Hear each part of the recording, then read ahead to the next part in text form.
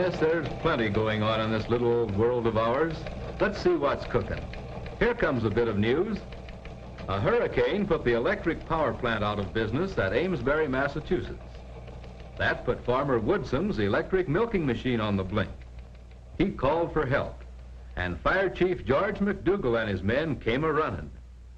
The fire department milked the 50 cows by hand, and that's what I call pulling together, boys. Facts magazine tells about the most expensive kiss on record. A lady dove sat on a high-tension wire. Her boyfriend sat on another wire, and then they kissed. And whammo! The powerhouse in the town of Phoenix, Arizona, went out of business for half an hour. The doves? Oh, well, maybe they're just as happy. Are you listening, girls? You may know your reading, writing, and arithmetic, but what do you know about this? Sure, it's a man, but is he the right man? Needn't worry about that anymore. The Mundelein College, Chicago, has just begun a new class on how to choose a husband, how to keep him, and how to spend his money, as if you didn't know. Listen, shh, fellas and girls, here's a little secret. It's just between you and me and the ticker. The War Department doped this one out. John, suppose you were here in London. And Jane, suppose you were here in Florida, about 4,000 miles apart, and you want to get hitched. The War Department says you can stay right where you are and get yourselves married in Tulsa, Oklahoma, by mail. And it's simple, too. John writes an I do letter to Oklahoma. Jane does the same. And Oklahoma says, I pronounce you man and wife. The only thing left is the distance between you and Jane. The War Department hasn't any idea what to do about that. But cheer up, kids. We'll have television soon. Taking candy from a baby is supposed to be the height of something or other. But here we have a bunch of kids in Mrs. J.T. Wright's nursery in Dallas, Texas, who were robbed. Yes, robbed. A low-down burglar got away with a box of 200 diapers. Well, anyway, that's one thing they can't pin on the kids. Talking about inventions, here's something, brother. The United States Patent Office has just issued a patent on an overcoat. Not just an ordinary coat, of course. This one is heated by electricity.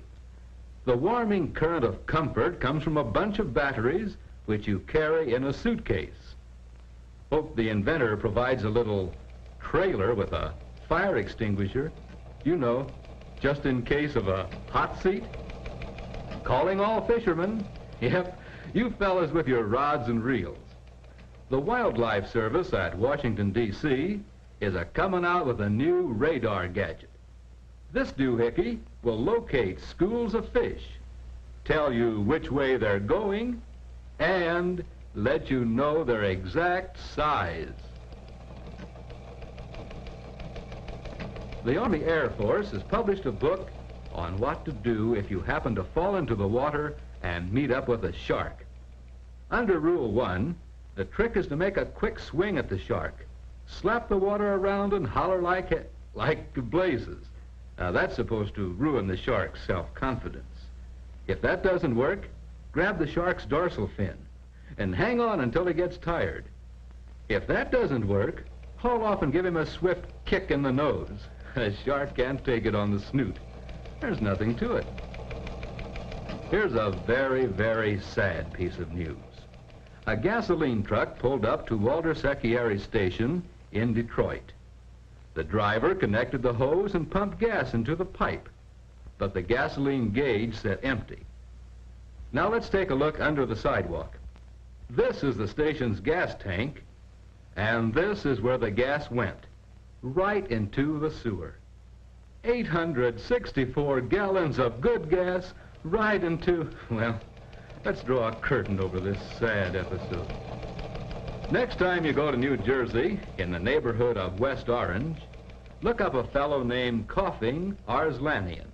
He's a Yale graduate. Don't know the exact address, but he lives among the branches of a giant oak tree.